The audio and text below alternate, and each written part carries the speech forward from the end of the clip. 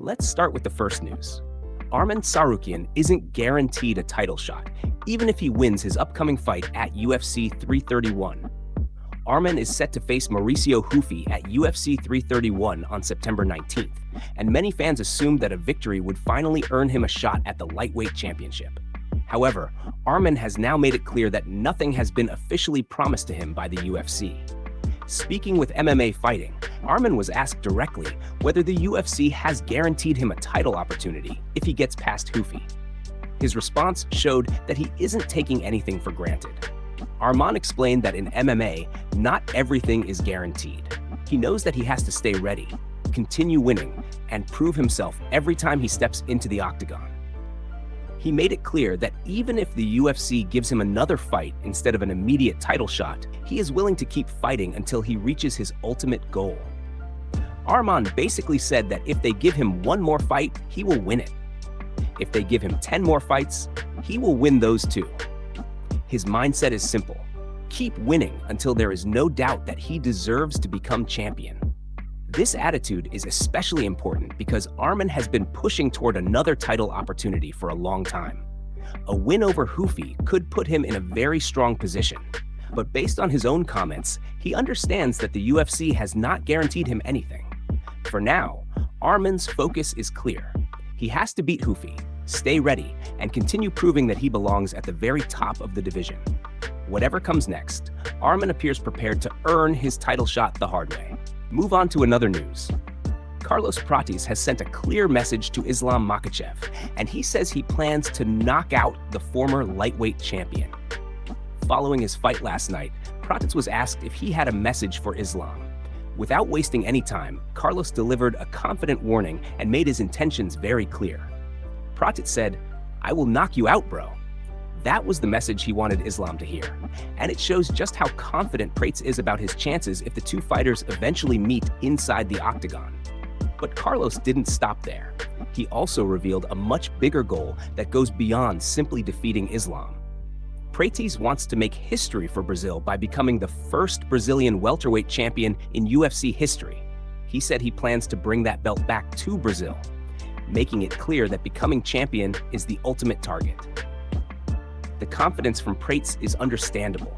He has been building momentum in the welterweight division and is clearly looking toward the biggest challenges available. Now, Islam is one of the biggest names in the division after moving up from lightweight, and a potential matchup between the two would immediately attract massive attention. Islam has already established himself as one of the most dominant fighters in MMA. But Prates believes his striking power could create serious problems for him. A fight between Islam and Prates would also be an interesting clash of styles. Islam is known for his elite wrestling, grappling, control, and ability to dictate where the fight takes place. Prates, meanwhile, wants to keep the fight standing and use his dangerous striking to hunt for the finish. For now, nothing is guaranteed, but Carlos has made his intentions crystal clear. He wants Islam next. He believes he can knock him out, and he wants to bring UFC gold back to Brazil. Move on to another news. Dana White is not happy with Ian Garry's performance against Islam Makhachev at UFC 330, and his criticism focused on one major problem. Last night, Islam made history by defeating Ian Garry in the main event of UFC 330. The fight was much more competitive than some expected, with both fighters having their moments throughout the 5 rounds. Islam started strongly, using his wrestling to control the opening round and put Garry in difficult positions. However, as the fight continued, Ian showed impressive takedown defense and repeatedly managed to get back to his feet. Garry also had success with his striking. He landed several effective oblique kicks, while Islam connected with some dangerous shots of his own. At one point, a brutal leg kick from Islam visibly wobbled Garry. Despite those moments, Islam showed why he is the champion in the 5th round. He secured another takedown and controlled Garry until the final horn, earning a unanimous decision victory and extending his historic run. After the fight, Dana White explained why he believed Garry fell short. According to Dana, Ian had the skills and physical advantages to potentially pull off the upset, but he was missing one crucial ingredient: killer instinct. Dana pointed out that Garry had been doing damage to Islam's body, and Islam's right side appeared to be taking punishment. He believed Ian had an opportunity in the final round to push harder, take more risks, and potentially change the outcome of the fight. But instead, Dana felt Garry was simply too nice. During fight week, Ian had been noticeably friendly toward Islam, and that attitude appeared to continue inside the octagon. Dana specifically criticized the decision to hug and shake hands when there was still a fight to be won. Dana said he believed the matchup was set up for an upset. Ian was the bigger, rangier fighter, and his takedown defense against Islam was genuinely impressive. From Dana's perspective, all the tools were there for Garry to make history. However, he needed to show more aggression when the opportunity presented itself. Even Islam appeared somewhat confused by how friendly Ian was during the fight, and he even joked about it afterward. In the end, Garry proved that he could compete with Islam, but Dana believes he needed a much more ruthless mindset to defeat the champion. Move on to another news. The MMA community is calling out Islam Makhachev over what some fans believe were illegal fence grabs during his fight against Ian Garry at UFC 330. During the fourth round, Garry appeared to point out to referee Herb Dean that Islam was using his toes to grab the bottom of the fence. The position was difficult to see unless someone was looking directly from above, but Ian clearly believed Islam was using the cage to gain an advantage. Herb Dean took a closer look, but ultimately did not issue a warning or stop the action, allowing the fight to continue. However, that wasn't the only controversial moment involving the fence. Earlier in the third round, Ian managed to reverse the position and take Islam's back after a takedown. While trying to escape, Islam appeared to use the fence again to help turn his body and prevent Ian from maintaining back control. Those moments quickly caught the attention of fans online, with many accusing Islam of using illegal tactics to gain an advantage. One fan criticized Herb Dean for allegedly allowing Islam to get away with putting his toes into the fence, while also claiming there were other questionable moments involving knees during the fight.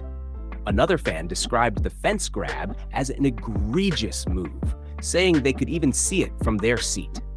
Other reactions focused on how unusual the technique looked.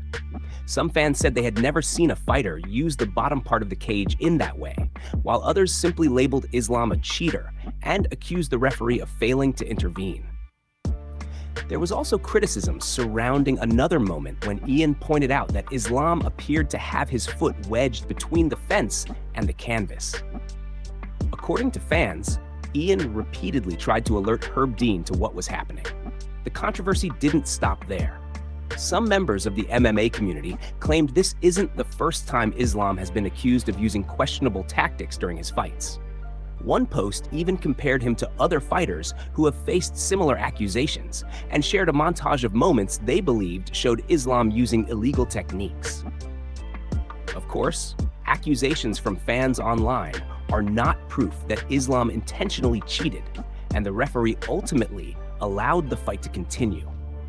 Islam went on to win the fight by unanimous decision, but the fence-grabbing controversy has created plenty of debate among MMA fans.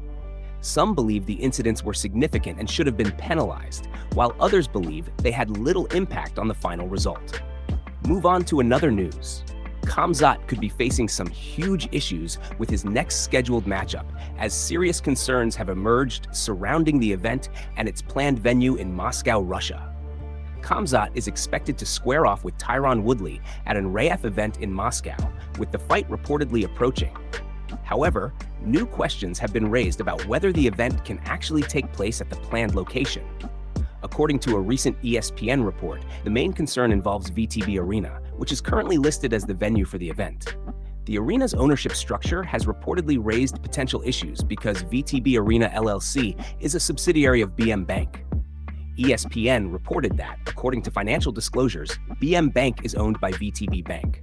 Both entities are listed under U.S. sanctions, which restrict American individuals and companies from conducting transactions with sanctioned entities unless specific authorization or exemptions apply.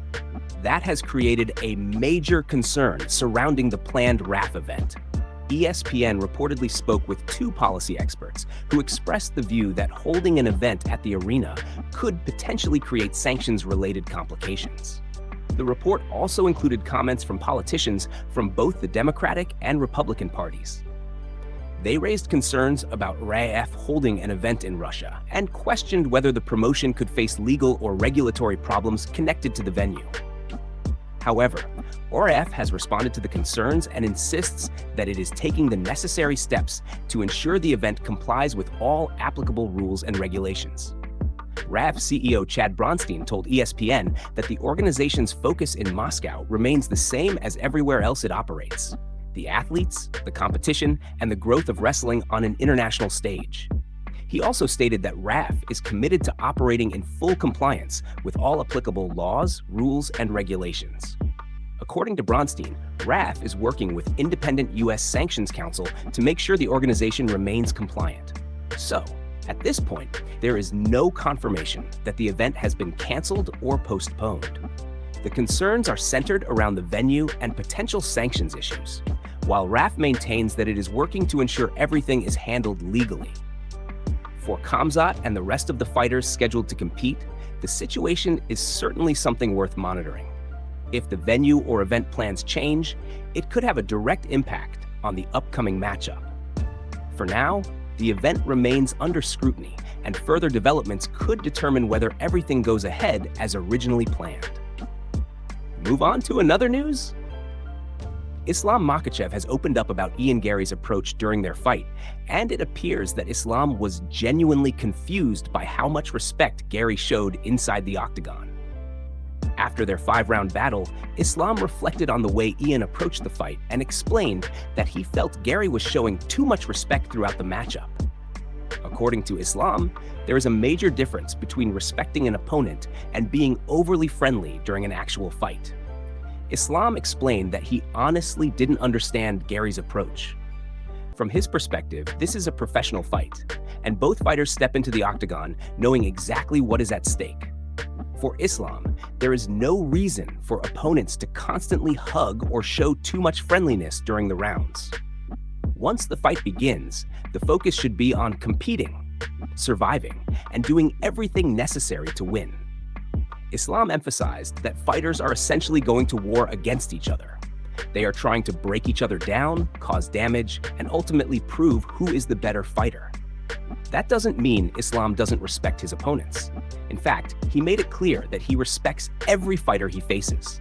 However, he believes respect should not interfere with the competitive nature of the fight. Islam specifically pointed out that Ian seemed to show a different level of respect during their matchup. Instead of maintaining a completely aggressive mindset, Garry appeared comfortable interacting with Islam and showing friendliness at certain moments. This was something Islam found unusual. From Islam's perspective, fighters can shake hands and show respect before or after the fight, but once the action starts, everything changes. The goal is to win. Islam's comments also line up with criticism from Dana White, who previously suggested that Garry lacked enough killer instinct during the 5th round. Dana believed Ian had opportunities to push harder, especially after landing damaging shots, but he felt Garry was too nice when he needed to be more aggressive. Islam's reaction adds another interesting perspective to the situation. Even the champion himself appeared surprised by how respectful Ian was throughout the matchup. Despite that, Islam still acknowledged Garry's skills and the challenge he presented. Ian defended several takedowns, landed effective strikes, and showed that he could compete with one of the best fighters in the sport. However, for Islam, fighting at the highest level requires a different mentality. Respect is important, but when the cage door closes, the focus has to be on the fight. Move on to another news. Islam Makhachev is confused about why Carlos Prates and Michael Morales aren't fighting each other, especially with both fighters emerging as serious contenders in the welterweight division. The situation came up during a recent conversation involving Morales, where Prates explained that he isn't interested in fighting him right now. Prates believes he could be fighting Islam in December, so he would rather focus on that opportunity instead. However, Prates also made it clear that he would be willing to fight Morales afterward, potentially in April. Islam has now reacted to those comments, and he doesn't seem to understand why Prates and Morales aren't simply fighting each other to determine who deserves the next title opportunity. Islam explained that he doesn't really care which fighter he faces next. For him, either opponent would be a good challenge. He suggested that Prates and Morales should fight each other and determine who is truly the #1 contender in the division. From Islam's perspective, putting the two top contenders against each other would make sense. The winner could establish himself as the clear next challenger while also removing some uncertainty from the title picture. However, Islam also admitted that he is happy to have multiple legitimate contenders waiting for him. He specifically mentioned both Morales and Prates as dangerous fighters who are pushing him to work even harder during training. Islam said that seeing these guys as real fighters motivates him to train harder every single day because he knows they can provide a serious challenge. Both Morales and Prates have been making significant noise in the welterweight division, and their rising momentum has created plenty of excitement around the title picture. For now, Prates appears focused on the possibility of fighting Islam, while Morales remains another major contender waiting for his opportunity. Islam, meanwhile, seems perfectly comfortable facing either man, but his suggestion is clear. Let Prates and Morales settle things inside the octagon and find out who deserves to be the next challenger.